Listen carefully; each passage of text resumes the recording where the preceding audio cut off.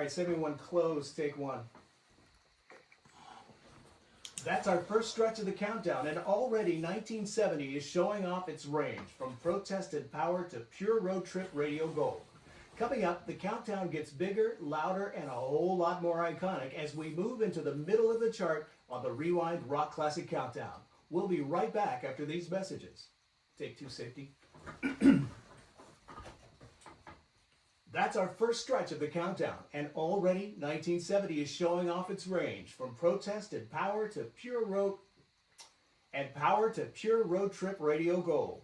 Coming up, the countdown gets bigger, louder, and a whole lot more iconic as we move into the middle of the chart on the Rewind Rock Classic Countdown. We'll be right back after these messages. And that's all I have to do right now.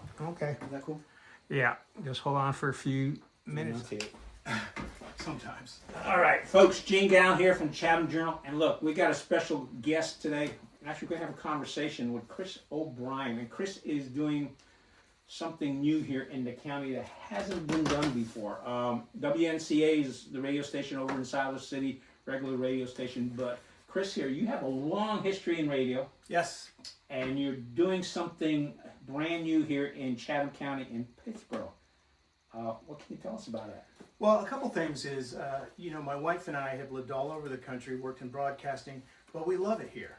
We both grew up in military families, so this feels like home. We're dug in. This is where we want to die. So we thought... Wait, did you say this is just what you... Look, just don't die. No, anytime soon. He's in good health, folks. I am, actually. But we figured, I have all these talents of all the years of a very blessed and successful radio career. Why don't I put them back towards my own community? So we formed the station as being like a community station. Of course, we are coin operated, so we do take advertising, but you'll hear on the station we have a lot of public service. We interview people in organizations all the time and talk to them. And we also produce PSAs for them as well. And why Pittsboro? Why now? Well, so it's interesting. I think Pittsboro is a town that is kind of at a crossroads because this used to be a small town. When I grew up in North Carolina, Pittsboro was a tiny town, but now we're exploding. And one of the things that happens to towns when they get bigger is community gets lost. And I think it's like really important that we build a really strong community so we grow together. We understand people who don't want the growth, we understand people who do want the growth, and we can find a consensus, if you know what I mean. Now you mentioned you grew up in North Carolina, but you were in the military, so you probably moved around a lot. Where in North Carolina did you grow up? So my dad was a wing commander at Seymour Johnson in Goldsboro, and then he retired. We moved to Pinehurst, but I was born in Massachusetts, lived in California. I've been everywhere. Yeah. All right. When did you discover that you had a knack for radio broadcasting or voiceovers? I mean, when did you develop your radio voice? I always, it's funny, I don't think I have a radio voice. Some other people say that, but I don't think I do. I think I sound like myself. All right, folks, in the comment section, you can reply, do you think Chris has a radio voice or not? Well, my story is, I've told this story many times. When I was a little boy, my dad was a pilot in the Air Force. He was the greatest, 10 feet tall, my greatest hero. And I always wanted to be a pilot until one day. I was in downtown Riverside, California, and I was walking down the street with my mom and my grandmother, and there was a radio station, and it was a storefront radio station, and the guy had a little speaker out there, and he goes, "Hey, kid," and I look up, and there's this guy doing a radio show right there in public, and I'm like, oh my gosh, and from that moment on, I've been obsessed. So, a long time, 56 years. All right, and that's all it took, a guy saying, "Hey, kid." Yep, I got my first job in radio when I was 17. So you were still in high school when you started? I was. Was that a school station or station? Actually, I should say I was 16 because at our school, I went to Pinecrest High School in Southern Pines. Okay. And we actually had a television station there, so I started there. But then I immediately went to a radio station, and I was doing 7 to midnight, and I was doing afternoon drive, and it was fun. Back then, we still played vinyl. Were there any? Did you have? And I actually did the news at a radio station at college, and I remember you had these huge vaults of vinyl records. Is that what you had as well? Or? Oh yeah, and I'm glad I don't deal with that anymore. No dust mites. It's interesting. I remember I worked at some stations where their music library was the size of a double wide trailer. You just walk in there, and it's just If you have allergies, not a good idea to go into one of those trailers. But yeah, we have like 5,000 cuts in our library already, but they're all in the cloud. And these are, like, for example, these are the CDs that I'm going through right now to see if I want to take cuts off of those. And because they have metadata on them, I can rip them and play them on my radio station because I'm paying ASCAP and BMI fees. Okay, so why don't you just explain to folks? Okay, folks who are old enough remember what these are. All right, why don't you just give us a little bit as to what your process without getting too deep in the weeds. So two things I do is, one, I look at the charts from the years, and our format's pretty broad reaching, so it goes from 1970 to the mid 2000s, okay? And so it's kind of a kitchen sink format. So a lot of this time I was on the air, so I'm familiar with most of this music. And I will admit there are a few songs in our library are songs that myself and other disc jockeys said, this should have been a hit and was never played. So I've added a few of those in the library. But I listen to them, I look at the charts, then I listen to how they're going to mix with other songs. So very often on the station you'll hear something you may not have heard before, but you'll like the song. Or you may hear a deep cut from an artist you've never heard. But we start with the hits. Okay, so when you're looking at a song that you thought, hey, this should have been a hit, but turned out not to be, when you're doing it now, do you go into a little bit of an explanation of who it is, why you think it should have been a hit, or does it bring up a memory of, hey, I remember playing this in such a year, and... Both and all the above, but I will tell you a funny story. Kate Bush has a song called Running Up That Hill, and when that first came out in the 80s, I could not get the program director to play it. I was like so into this, and then of course when Stranger Things came out, it actually charted. And so, just, that was what, 5 years ago when that came out, it charted again after all that time. And it's a great record. We play it all. We actually play a live version of it and a studio version of it. I actually remember that song, and yes, I did like that song. Great song. But that was one of the things. Were you also a DJ in college? So yes, I was actually working full time in radio. So I wasn't working at the college station. I was a morning man in Wilmington, North Carolina. I went to UNCW. Okay. Yeah. And what was you mentioned you did 7 to midnight. You did drive time radio. What are the differences? I mean, I assume your crowd is different from 7 to midnight. And did you take calls from people? Hey, Mr. DJ. Hey, Chris, would you play such and such a song for me? Well, okay, the greatest bane of my existence, of course, is school closings and teeny boppers making requests.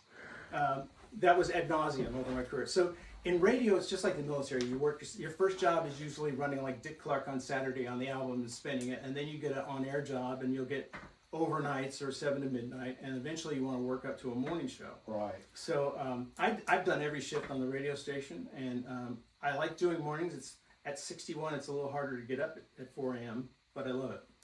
Yeah, but was that your last, what was your last job before you came here to Pittsboro? So my last job is I worked with a heritage station in Washington, D.C. as a suit. It was WTOP in Washington, D.C. It's still the #1 billing radio station in America. It's a news format station, and its listenership is huge. So I was a suit there. I was also a producer there, and I did voice work for them as well. All right. When you say suit means different things to different people. So when you say suit, what do you mean by that?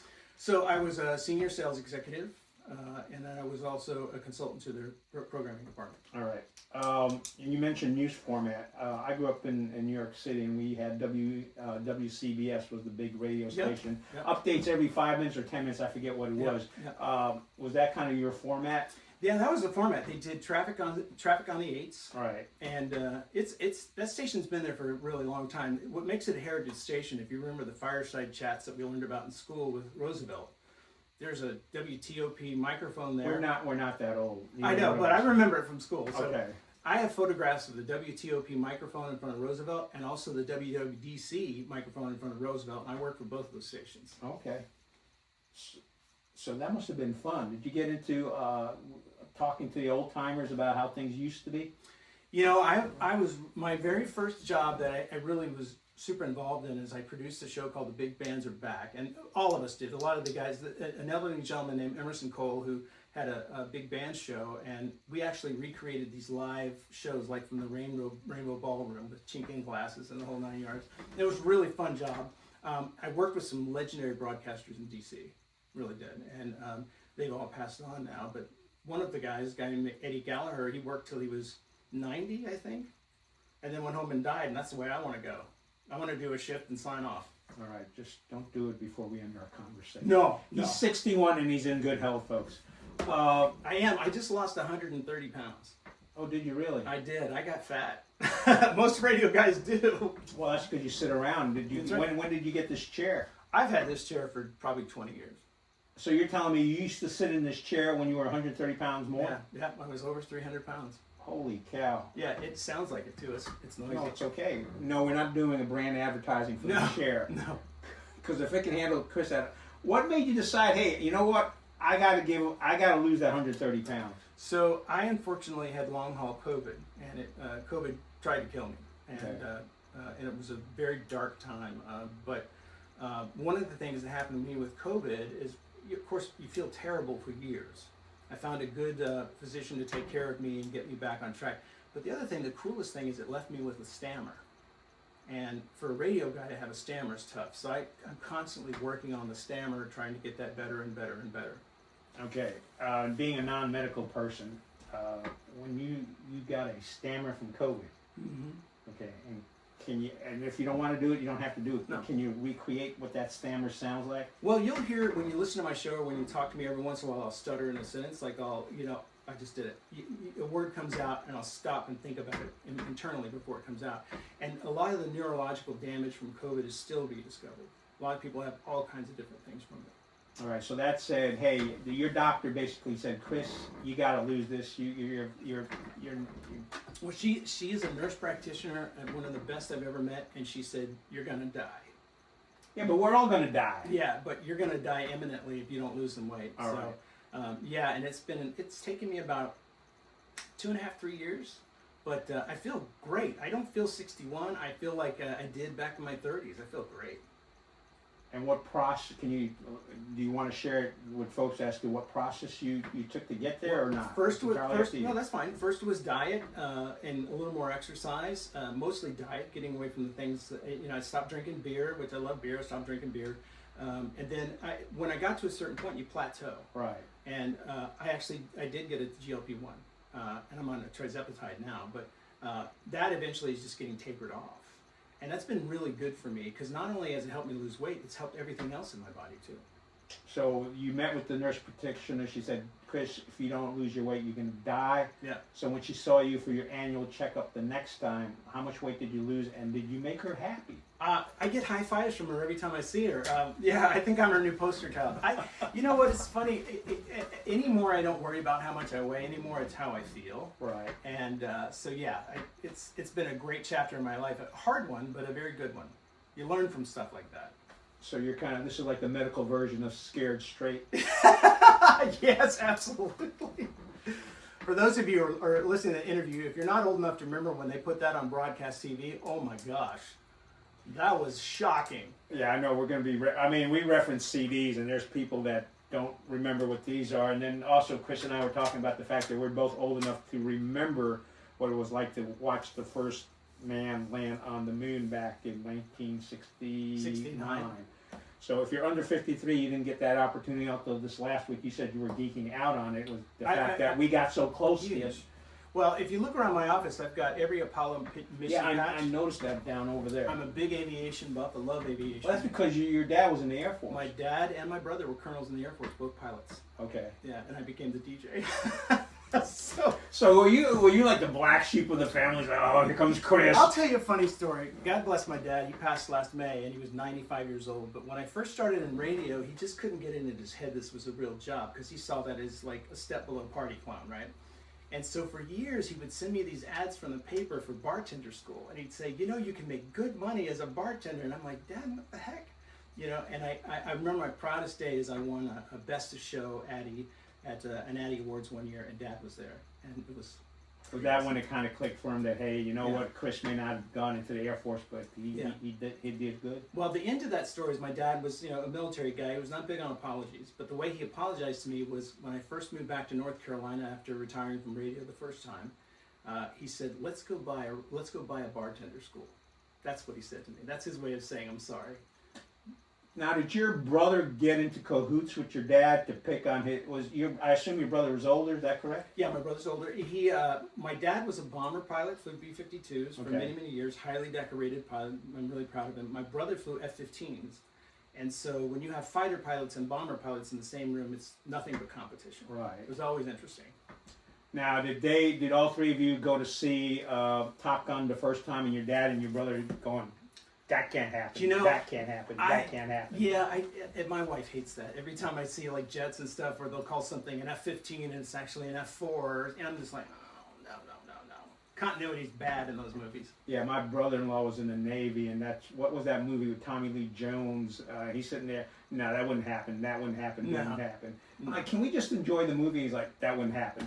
I remember the famous comment my dad said in Top Gun when he does the fly by the tower. Dad said, I would have had his wings in 15 minutes. His career is over. Yeah, but it's Tom Cruise. You can't have his career. Right. You can't have his career. Right. I know this is a little bit off track. We're still talking about Radio PBO. Favorite memory of you and your dad? Wow. There are a lot of them. He was an amazing person. I think my favorite story about my dad has to do with the Apollo landing. And that was, okay, so Dad was on one of his many deployments in Vietnam, and it turned out he was going to be home that summer. And so on his way back home, and I don't know if I'm talking out of class, B-52s, when they came home empty, they used to carry stuff inside the bomb bays to bring home the family. So Dad was, I think, in Okinawa, Japan, coming home, and he bought a 25-inch color TV, which was massive back then. Back then, I think 19 was about it. Yeah. Unless you got one of the, 25 was it? Was that one of the big cabinet Yeah, ones? big cabinet, okay. Quasar. And so what's funny about it is I'm the youngest of 6. And, military people don't make a lot of money. So I remember Dad coming home, we met him at the flight line, and here they lower this TV, and my mom goes, what's that? And he goes, hey, we're going to land on the moon, and I want to see my kids see this in color. And so the famous story here is we're all gathered around the television, and then we see Walter Cronkite, now we go live to the surface of the moon, and it's in black and white, and my mother stands up and said, great picture, Dennis, and walks out of the room. I'll never forget that. That was so funny. Is it inappropriate to ask how your mom and dad met? My father was a young pilot. My mom is from Waco, Texas. My dad's from Brooklyn, New York. And he had finished pilot training and was, actually he'd become a navigator first, and he was in Texas waiting for an assignment. So he was the officer club manager at this base in Waco. And one day, my mom went to a party on the base, and they met, and he said, right then, I'm going to marry her, and fell in love, and they stayed together for 72 years.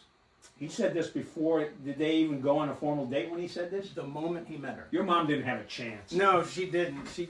And the funny thing is, my mom's a farm girl, and her father was not too crazy about a Yankee from Brooklyn. From Brooklyn. Yeah. Oh, okay. Yeah, especially if he grew up in Brooklyn, he had that Brooklyn accent, I assume. Well, I think what won him over is my grandfather put him on a horse to see if he could handle himself, and it was a kind of a spirited horse. Uh-huh. Well, my dad grew up in Brooklyn. You ever heard of Central Park and horses? Dad got on and did just great, so my grandfather was like, okay, you're good. Oh, there you go. Yeah. See? We're learning more about Chris than you expected for us to learn with. All right, so you were at Washington, D.C. We're now in Pittsboro. At what point did you decide, hey, you know what? It's time for me to retire. Well, Quote unquote retire. So I think the first time I decided to retire was 20 years ago. I'd had a long career in radio, and I was getting burned out like everybody does. Yeah, but you were only 41 20 years ago. Yeah. Okay. But I've been in it since I was 17. I've been a station manager. I've been a VP of programming. I've been a morning guy, afternoon guy, an engineer. I've done all those things, and I was really burned out. And my last job, I was responsible for selling advertising too, which was very stressful. So I started this company, which was Who Did That Media. It still exists today. Yeah, we'll get a picture of the insignia up on the wall. It's still, and what we are is we're a national voiceover firm, and I have 65 voiceover artists that work for me, and we do commercials on Sirius XM, Fox TV, ESPN, all these different. You never know who we are. As a matter of fact, we work with WRAL here in Raleigh. Okay. Yeah, so that's why we call it Who Did That Media, because you never know who we are. Well, I guess that's a good thing. Yeah, that's right. We talked about your favorite memory of your dad. What's been your favorite memory, or what's put the biggest smile on your face running Who Did That Media? I'll tell you, this is a real personal story, but it's how I live my life. I had a young woman who was the husband or wife of a guy that was doing some video production for our company, and he got a great job. He got this amazing job, and I was like, you better quit right away and get this job. And about a week after he left, I got a call from his wife, and she said, I just wanted to tell you, you're the difference between us having food and diapers on our kids every month. And there is no award in the world, no paycheck, no bonus that can ever top that. Again, this is another tangent. I run into a lot of folks who want to get into media, a lot of younger folks. I want to see if our advice kind of lines up. What's your advice to somebody who comes up to you, maybe he's in high school or in college, and says, Chris, I want to get into media. What do you recommend I do? So first of all, you need to embrace new media. I will tell you that the days of disc jockeys making high six figures on the air have been gone for a long time. And that passion for music and that passion for communication is great, but you're going to have to find another way to channel that. Radio is, and I'm not anti-radio, by the way, but radio has become very corporate, and so they may have one guy doing shows in 20 markets.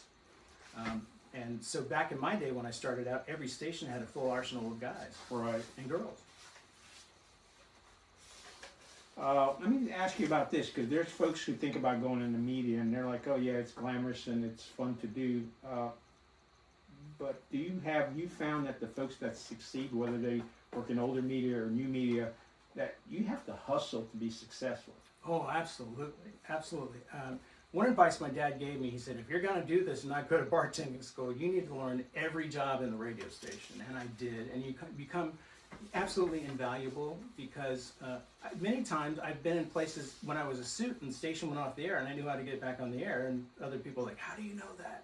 I've done it many times. So yeah, I think that's my advice to anybody going to media, is learn every single job that is associated with what you're going into, whether that's podcasting, whether it's doing OTT television, whether that's satellite or whatever you're going to do. You need to learn every single element of that job, because that only makes you a good performer or a good producer, but it also makes you knowledgeable and dependable. And I think those are really important things. I'm going to hit on another word you just mentioned, dependable. I know in the newspaper industry or wherever you have deadlines, if someone says, hey, I need these pictures or I need a story by this date at this time, you better deliver, because if you don't deliver, they'll find someone else to do that. Is that pretty much the same way that you see it? It's true, and you know, those of us who work in the industry, we live our lives on deadlines. So I've been on deadlines since I was 17 years old, constantly it's whether a deadline to get your show produced for the next day. So I have a routine, and I'm on those deadlines. When clients ask me to produce things for them, we're on a deadline. It has to get to them, and so that's how you live your life and get used to it after all. But for some people who are not used to that, it's very difficult. You have to have that internal clock all the time going. I got to do X, Y, and Z before Friday. I got to do this, and media is different from office work, because you're not just exercising, like doing a function. You're actually creating, and that's exhausting sometimes. Yeah, and it's kind of you really can't make excuses as to why you didn't deliver, because, as I said, you're going to find someone else to do what that person didn't get done. That's right. And even though I love my clients aren't understanding. If they're trying to promote their business, we have to get it to them, and we have to get it to them right. And that's just part of the biz, as they say. Okay.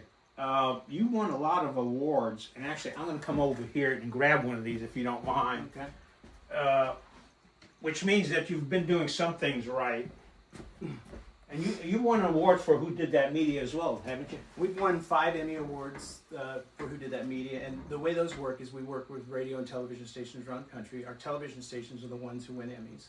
And so when we're providing the voice or production assistance with them, and they win an Emmy, we're also credited too. So that is a Telly Award, and that is kind of like a television Emmy, but it's an international award. So Telly Awards is for commercial production. Okay, so this one says, Who Did That Media, Feeling Good, Living Good, Quantum Nutrition Lab, and you were the producer for that. Yeah, so Quantum Nutrition is a big company out of Austin, Texas that produces vitamins and stuff, and so we did their national campaign for them.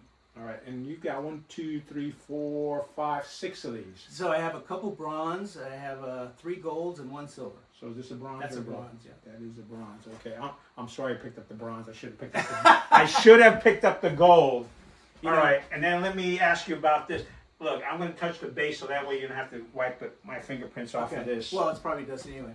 So this was from a long time ago. This is from 2000, turning millennium, and I was an account manager. This is the first time I had become a suit. And I worked for DC 101. DC 101 is a legendary rock station. If you ever saw the movie Private Parts with Howard Stern, Yes. DC 101 is where Yes. he worked. That's where he worked. Okay. Before he went to WNBC in New York, he worked at DC 101. That's where he found Robin and all those people. Right, and yeah, him and Robin hung out a long time together. So can I share a quick radio story? Sure you can. Here's the cool thing about DC 101. So DC 101's call letters were WWDC, and there was an AM and FM. And one of the things I'm really proud about is WWDC was the very first station in America to play the Beatles song.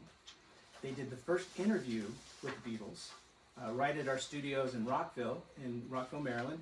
And so a lot of people say that the Beatles' first concert was at Madison Square Garden. No, it's not. It was in Washington, D.C. before that concert. When did they show up on Ed Sullivan's show? Because I think I think that was all in an arc of about 6 months. Okay. But there was the story goes is there was a young woman who, her dad was like an ambassador or something, and she came back to the States, and her friends in England would send her records. And she was nuts about the Beatles, and she used to call this DJ, his name was Carol, and she used to call him all the time and said, hey, play this record, play it. And he had no idea. So finally, she got a copy for him, and they started playing it, and suddenly it caught fire. And that's how it used to happen in the old days. Caught fire, and the Beatles management, Brian Epstein at the time, said, we want to thank these guys. And so they set up an interview. They called him the fifth Beatle. They called many people the fifth Beatle, but I think I'm the 6th Beatle. Or you might be the 6th Beatle. I'm the 7th Beatle. Yeah, yeah. Well, it's funny that microphone. I've held that microphone in my hand. It's really cool. If you're a rock nut, it was really cool to hold it. And we gave that microphone to a guy. His name is Brian. He was basically the station gopher. He ran our packages around, but he loved the Beatles. And so when he left, he retired, and they gave him this microphone. And he's since passed, and it's now in the Broadcast Museum up in Maryland. But it was so cool to walk into a station with that kind of history. So history's been pretty important in your career. Absolutely. So you mentioned the microphone. You mentioned the fact that you also had, President? Oh, Roosevelt. We're talking about the fireside chat. Yeah. So what's really cool is, and I showed my daughter, she's unimpressed by this. She's 31 now, but there's a picture of Roosevelt sitting at the desk when he started doing his fireside chats. It's a black and white picture, and there's several in the series. But one of the microphones says WWDC, and the other one says WTOP. And I've been lucky to work at both of those stations. Okay. Well, what's neat is for folks who have been in Chatham County a long time, the Chatham News and Record used to be owned by the Resch family. Alan Resch used to be the owner, the publisher. And the interesting thing is that in his youth, he worked for one of the wire services, and he was a photographer, but he could also do interviews. And he got a chance to sit down with President Eisenhower in the White House, Wow. take pictures, and also interview them. And I had an opportunity to you're talking about history. I had an opportunity to sit down with Mr. Resch several times, and he's had an interesting life story, and he passed away, and then things just moved on from there. But that is interesting stuff. And I don't, your 31-year-old daughter may not appreciate that. No, she wasn't that impressed. as much, but okay. We're going to get more into Pittsboro PBO in just a second. But is there anything else we need to touch on relative to your? Wow, you covered a lot. I think we're good, unless you think of anything. No. We're setting up we're going into the second part because we're at about 20 minutes. We're going into the second part where we're going to touch more as to what you're doing specifically here. I just want to know if there's any additional background we need to be aware of before we get into. No, I'm just a creative geek, and I love doing this, and I'll do it till they put me in the box. All right. So. We're going to talk about it. I'm going to talk about things that Chris is doing and things he's actually reached out to me about, maybe incorporating some of the stuff we're doing with the Chatham Journal with them as well. We'll be back in just a second part.